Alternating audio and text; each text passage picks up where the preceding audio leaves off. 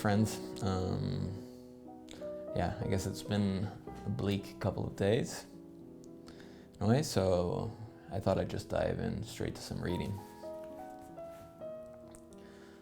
The world in which nothing is solved.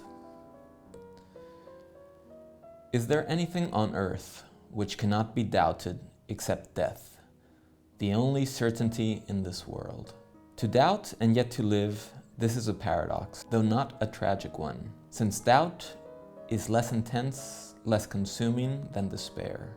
Abstract doubt, in which one participates only partially, is more frequent, whereas in despair one participates totally and organically.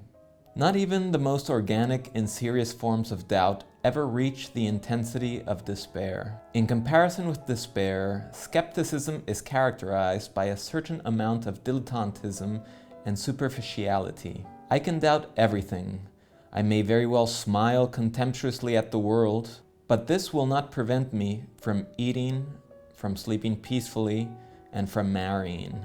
In despair, whose depth one can fathom only by experiencing it, such actions are possible only with great effort. On the heights of despair, nobody has the right to sleep.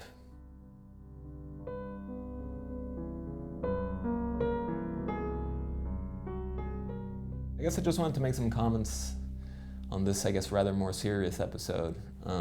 This kind of paradoxical aspect of when protesting turns to riot, turns to looting, there's this opposite force that kind of undermines the initial fire and passion and ability of a lot of certain types of people to sympathize with the plight and the despair of the people who are directly affected by, most directly affected, I would say, by our broken system. So what I'm saying is, I guess I've seen some responses in various places online, and even from people that I enjoy listening to, even though, I have certain reservations. I'm not going to name names. And so basically it's passing judgment on the actions of protesters. Who are we to expect rationality, to expect a rational answer from a brutal, irrational act that has been systemically and structurally allowed to persist and evolve and continue to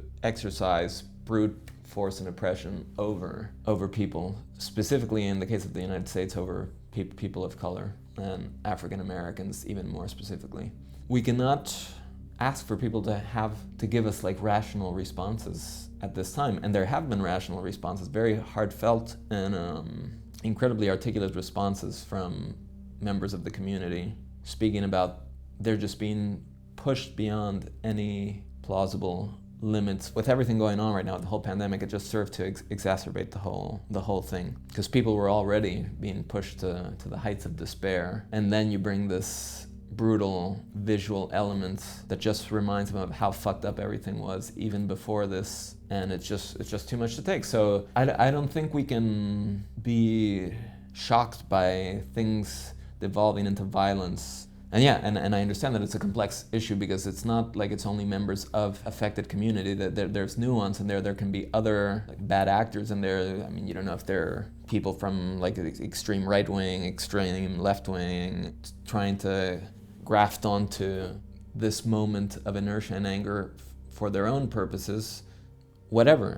It's still an indicator of how broken the system is. And without being extremely radical, I think it just calls for this, for a symbolic act of justice from people in power to be given that can somehow be set as precedent for real and significant change, effective immediately. Yeah, anyway, I feel like I'm delving into something that becomes a bit more complex and nuanced, and I don't want to overspeak or overstate that. These are just reflections that I'm having, and they might be mistaken. I'm just trying to offer things that pop into my head as an exercise here. It felt inappropriate, I guess, to go about these episodes in my usual style, so I figured I had to touch upon this, but who am I to say anything? I offer it as a kind of dialogue, I hope, just like thoughts. But I was talking to my brother who lives in Brooklyn. He mentioned something about how it was, I guess, the structures of capitalism were, it's basically there's this intrinsic horror that we feel because we've been accustomed to, our structure of desire has been molded by the rituals and religion of consuming. Often happens if you feel a bit down, let's say if things were in a more ordinary state, feel a bit down, maybe you buy something, you feel a bit better, be it a book, an instrument, clothes, makeup, phone, I don't know, something. But when we see a crowd destroying things, is it not just that people feel somehow violated in this almost religious sense, like how dare they destroy these things of capital, or if they steal them too? It's like there's this charge of desire that we inscribe into all these objects that, be it the illusion of their possession, and probably even more powerfully, the destruction of these things triggers something very almost primal in us, which is kind of insane that we've arrived at this point. Does that even make sense? I don't know. I mean, I guess I'm speaking emotionally, so. There are so many reasons to reject life that it would be impossible to enumerate them all.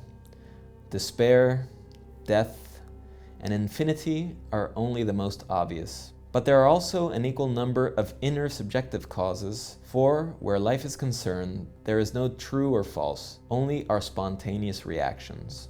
One might call it subjectivism. What does it matter? Isn't intense subjectivity the way to attain universality? Exactly as one enters eternity through the instant. Men value solitude so little.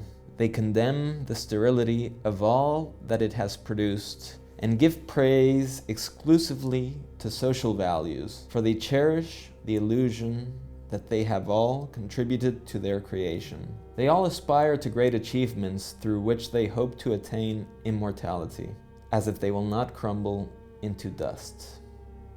I am displeased with everything. If they made me God, I would immediately resign, and if the world were just me, I would sunder myself apart, burst into tiny pieces, and disappear. How can there be moments when I feel as if I understand it all?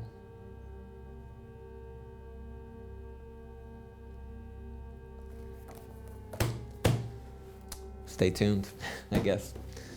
Yeah, I don't know.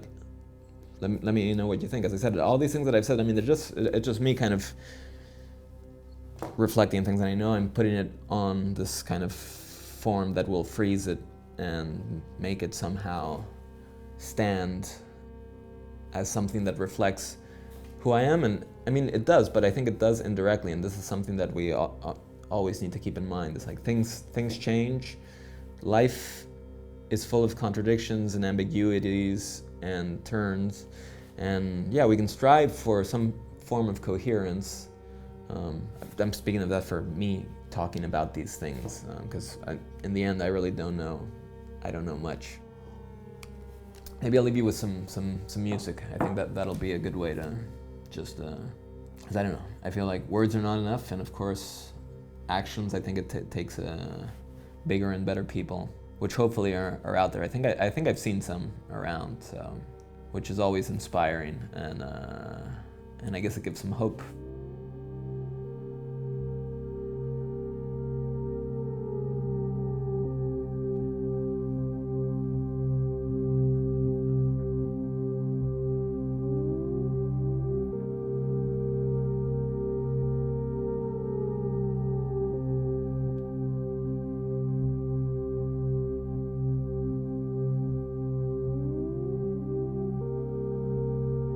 There was much talk of Pucallpa today for no particular reason, and I found myself wondering why that town existed at all. Why is it not gone? I listened to the entire St. Matthew's Passion. For Buro, in Albersdorf, it is evening already. All the mothers are dying now. There is a trembling in the air. The valleys are swaying, stillness above the mountains. In the jungle, the leaves of the soul are stirring. Leaf by leaf. Today many things are dropping from the trees. Wind springs up and carries away the last remaining prosaic things. The trees turn their leaves up, confessing. Heavy locks come drifting through the Pongo rapids pipe organ. Kinski was complaining and wanted to move out of his hut immediately because a trail of ants has formed nearby. He never knows his lines either. I took him with me to inspect the ant trail and make it clear to him that he is in no danger. We followed the trail through the entire camp. It had no recognizable beginning, and the end was lost somewhere in the void of the jungle, where the trail branched off and came back together in a broad, bustling stream. In some confused spots, knots of ants were battling each other furiously. Many of them had white larvae clinging to their underbellies that seemed larger than the adult ants themselves, although the larvae, already fully developed with all their limbs, were folded up and looked like unborn mummies. This species of ant is about the size of our forest ants, perhaps a bit larger, with firm, knobby heads and very prominent biting apparatus. Under a piece of floor matting that had blown away from a cabin, a two-dimensional colony of larvae had formed, and when I picked up the mat, the ground beneath turned into a battlefield. A man who had become a billionaire in Zurich by playing cards purchased a beautifully curved Art Nouveau bridge made of copper with a patina and age spots that made it seem even more valuable and significant. The billionaire had hidden his money in 2 secret bank accounts, whose numbers he wrote in pencil on the wall next to his telephone. But over the years, so many telephone numbers and other scribbling were added that he could not make out his secret accounts. Half impoverished, he had to sell his bridge back to the city of Zurich, and with part of the money remaining in the other account, he bought himself a sailing yacht, planning to set out into the wide world to drown his disappointment. But the first time he took it out, the yacht capsized in perfectly calm weather. All this happened very close to shore, yet no one noticed the accident. After swimming to shore, the man made several attempts to be washed up like a corpse on the sand and gravel because he wanted his misfortune to appear dramatic. By mistake, he actually drowned. As a result, his story ended up in the newspaper. That's it for now. It gives you a bit of an impression of what's going on in this book. I really love it. I recommend it to you. Hit the subscribe button below and make us rich.